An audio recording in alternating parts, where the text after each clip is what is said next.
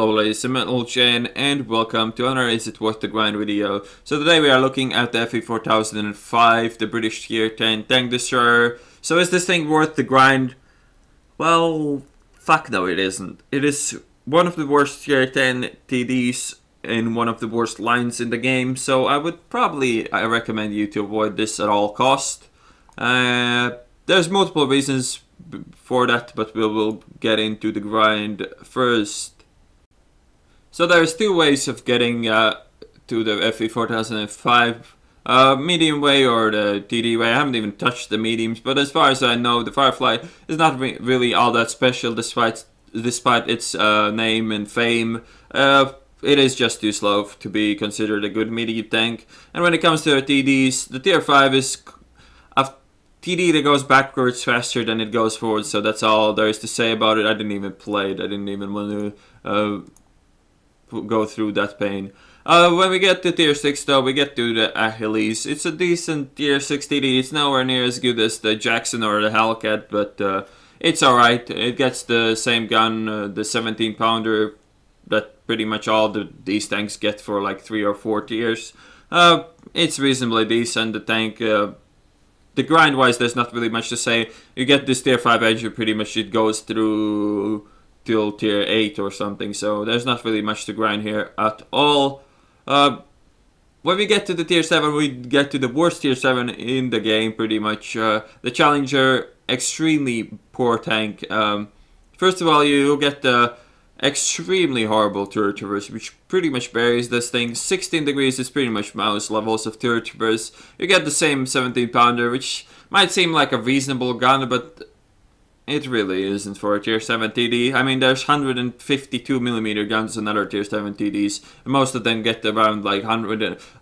Smallest other Tier 7 TD that I can imagine is 105. Oh wait, the 90mm on the T25 too, and even that, in my opinion, is vastly superior to this tank.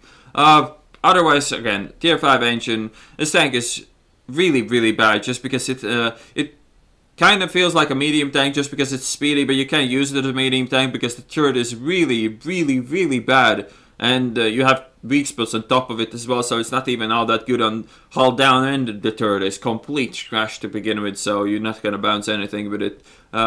Just a quite annoying tank to play. The view range is also not very good. Can't really run this with optics, so it's just annoying and bad in any way, really. At Tier 8, we get to one of the most hyped tanks in this line, the Charioteer. Not really my favorite, but the tank was definitely better than the Challenger. You still suffer from ridiculously bad turret traverse, and the view range is not ideal either, but at least you get a gun that actually does damage. 105, pretty much the gun you get on the Tier 10 British medium, the FE, whatever the fuck it was called, I forgot already. Good rate of fire, really good penetration. You get the gold HESH shell, but I wouldn't bother with those, they're just not reliable enough. Note here that the aiming time is actually way worse in real life. It feels like 3.4 or not 2.4, so that is something to note. The engines are still pretty much the Tier 5 trash you got. Probably. The thing is, you have all this if you have played any British line, really. You have all the engines, you have all the radios. The guns, you definitely don't have this gun, which is quite an expensive research, and it really is a bit of a pain to grind this thing out, but it's not that bad.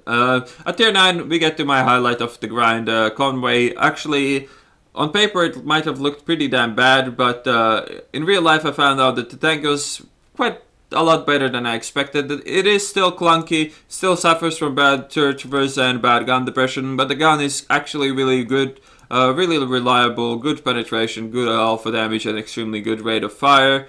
You get a new engine which actually can shift as well. This tank is actually reasonably mobile. It's pretty much the same mobility as the Centurion medium tanks, only with a slightly lower top speed, which is actually pretty damn nice. I have done a full review of this, so if you want to see that, go and check it out. And then we get to the disaster that is the Tier 10. So here's the Tier 10 in all its ugliness. So First of all, minus 9,000 points for the looks. Just because of that, it's not a really good tank. But it doesn't have anything to compensate as well. So when we talk about armor, I mean, it's a Centurion's hull. The good news here is that the hull cannot be penned by HE frontally. This is pretty much all you get. The turret, 14 millimeters all around. Good luck with that.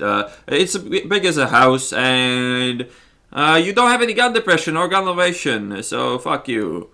Side armor, actually pretty decent as on all the Centurions. You can get some silly bounces off the side armor, but you have to find somebody stupid enough not to shoot the huge ass barn on top of your tank. There's not really much to say about the armor. Let's just go into the stats. So we're comparing it to the Death Star, the other tier 10 British TD, which is pretty much why this tank is bad. If it was nearly as good as the Death Star, you could actually like argue that this might be worth it, but the Death Star just edges this out pretty much in every way, apart from the slight decrease in aiming time. 2.9 second aiming time with this thing, while the Death Star gets 3.4. But don't worry, you get fucked up because the tank is slightly faster to accelerate and slightly faster to traverse. So all the soft stats here are horribly, well, they're horrible. And the aiming time doesn't really feel that much different. It is you can feel the slight difference, but it's not that big of a deal. You really can't tell that this gun is actually better than the one you get on the Death Star. 5 degree gun depression, quite standard for a tier 10 TD with a big ass gun, and 8 elevation, which is utter disaster. This gun elevation is so fucking bad. It's way more annoying than you can expect a degree of gun elevation to be. When we come to the engine, 650 horsepower, because fuck that engine you had at tier 9. Let's go back to fucking tier 5 engine. Why? Because fuck you, that's why. You get horsepower to weight as the Death Star, but you get pulled out just because Death Star gets completely ruined by these soft stats that you obviously can't see anywhere in the game. I just remind you that again, like I always do. But yeah, that's pretty much it. There's everything there is to say about the soft stats. It has pretty decent terror resistance, at least for the horrible engine it has, and the aiming soft stats are nothing really to be proud about. The tank is slightly faster than the Death Star with the soft stats, so the aiming stats are bound to be worse. That being said, let's go to the replay. So here's the game playing on Hidden Village, platooned up with Zircon and Shingles. Let's go into the stats as we always do. So 1815 health, really bad compared to anything else at tier 10, really. It is actually really important that you have no health. You can't trade for shit with this tank. It just gets out DPM'd by everything. And if you don't pen your head shells, you get fucked. If you shoot AP, you hit the tracks because fuck you. And like really, the hit point amount doesn't make any sense. It's just, it should be higher. Speed limit forward 35, backwards 12. Nothing really that impressive here. Horsepower per ton 12.79 for Centurion's hull. It's really bad, and since the turret is 14 millimeters of armor, that shouldn't really be a reason why the tank is so slow. Your range 390, at least you can get by with that with the optics if you have a decent crew. Turret traverse 12 degrees per second, worse than on pretty much everything. Traverse angles 45 for to left and right, so 90-degree traverse, which is not really all that great. You would expect a full turret traverse here, but you won't get it. So the gun is pretty much the same as you get on the FE215B183 with slightly increased aiming stats. The rate of fire is exactly the same, so you get 310 AP pen with 1150 alpha, but the shell you really want to be shooting is this one, the Hesh 230 millimeters penetration, 1750 average damage. This is really the shell you want to be using for pretty much everything, because the tank is just not reliable. The gun is not reliable enough to shoot AP, and shooting HE just gonna take away the chance of doing that 1700 damage to like unsuspecting tank or some kind of a soft target.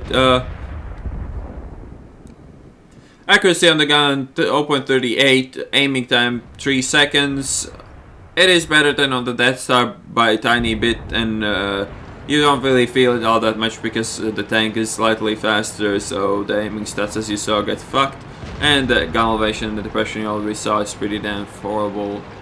So far in the game, I missed completely a pretty damn easy shot on the 50B because this gun just does that quite often. And now I hit 2 shots. One was pretty decent shot on the 263 that penned his lower plate for 1k, and this was a shot into 140's tracks for 700. I take 1 shot in return. It's probably the Div 3-1 or the Patton, so I don't really want to be sitting there anymore.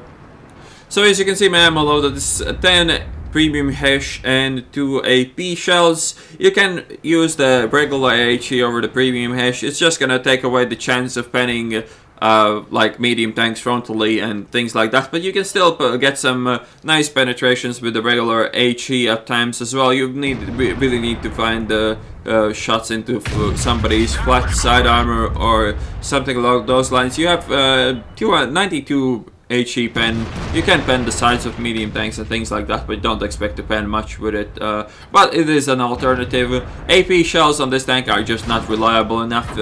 You can waste the entire reload to do track damage to somebody. At least if you shoot just the regular HE, you can always do some damage with it as well, even if you don't pen. I mean, this was not a penetrating shot on an IS-7, so it might as well have been a HE loaded there, and it still managed to do 700 damage. So loading premium HE is not necessary. It's obviously gonna help you quite a bit, but regular HE is definitely better than AP, and I would load way more of the HE than I would load the AP shells. The only real situation when you would load those AP shots is when you are forced to fight tier 10 super heavy, like an E100 Maus IS-7 in close ranges, where you know that your HE is where your HESH or HE is never gonna do more than 500 damage.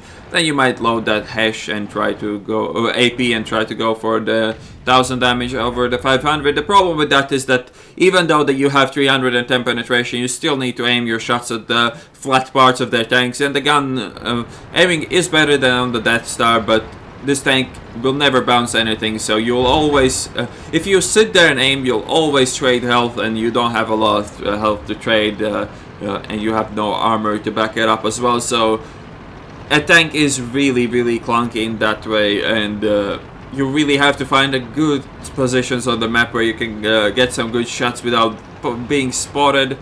And also the fact that you have absolutely no armor makes coated optics a necessary choice on this tank. So my equipment choice is rammer, coated optics and ventilation. My usable gun-like drive, gun-like drive isn't really good as an equipment piece to begin with though, so I wouldn't really bother with that all that much. For crew skills, smooth right snapshot repairs obviously 6 cents as on every tank, and this probably was a penetrating shot. I aimed it enough to hit the tank, and then what happens happens. If I had his truck, I probably would not have killed him, but I did manage there. Now we'll go and try to get a shot on that 103. And before all these people are like, oh, you hate this tank, but then you do 6k damage or something. Every tier 10 TD can do 6k damage, but how often and how reliable it is completely different matter. This tank, I played more than 100 games in this, if you could imagine that, and I only had like 5 to 6, probably around 10 games of those where I did more than 5k damage. If I bring out my Death Star, I expect 5 to 6k damage in pretty much every second or third game I play with it, so it has potential, this tank, but it's way harder to use it than the Death Star. What do you do when you see the 183 gun behind you? You just sit there and show your ass to him, because why not? So that was a nice high roll on the M103. Thing is, I would have panned that shot with a regular HE as well, so pay to win, it wouldn't really apply there. That shot was quite an easy one to make with any ammo you really use. An AP would be the only ammo there that would not have done more than 1500 damage. So that pretty much sums up my game. I will not manage to get in time there to shoot any of those other dudes, so GG.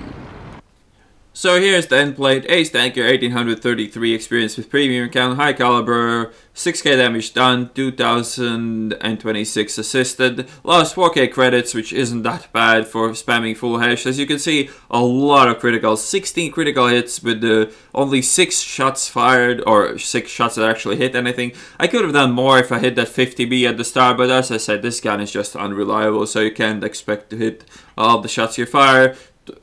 1222 base experience is enough for an ace these days, and that is pretty much it. So to sum it up, do not waste your time with this line. The tier 10 is just vastly inferior to the FV215B1A3. If you want a big TD with a huge ass cannon, you get the 215B1A3. And if you're a masochist, then you might want to look into this line. The line is mediocre at its best, and the best two tanks are the Convoy and the Charioteer, and they're only decent. They're nothing to really brag about, and there's some real stinkers in that line, like the Challenger and like the tier 10, so I really wouldn't recommend you to stick around and even bother to grind this at all. That being said, I hope you guys enjoyed this video and my rant, and I will see you on the next one.